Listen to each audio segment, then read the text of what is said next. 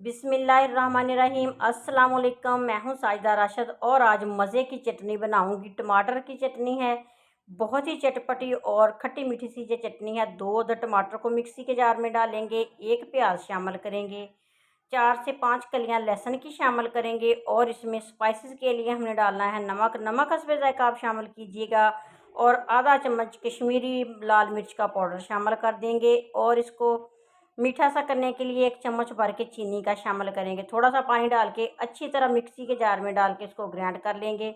Video पसंद आए तो लाइक कीजिएगा, शेयर कीजिए। अब इस पेस्ट को हमने फ्राई करना है। 2 चम्मच घी के डालेंगे फ्राई पैन में। तो इसमें हमने सब्ज़ मिर्चें और ज़ीरे का इसको तड़का देना है। तो वीडियो पसंद आए तो लाइक कीजिएगा, शेयर कीजिएगा और ये भी बताइएगा कि आपको ये चटनी कैसी लगी। ये बहुत ही मज़े की स्पाइसी चटनी है। इस तरीके से आप एक दफ़ा बनाएंगे ना तो आपका दिल करेगा कि दोबारा से हम यही चटनी बनाएं।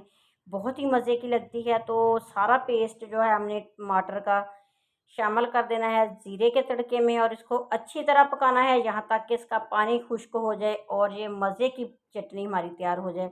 ये देखें आपके सामने लुक है, कितनी ही इसकी प्यारी लुक आई है। रेड कलर सी, फुल रेड कलर है और खाने में भी बहुत ही स्पाइसी है।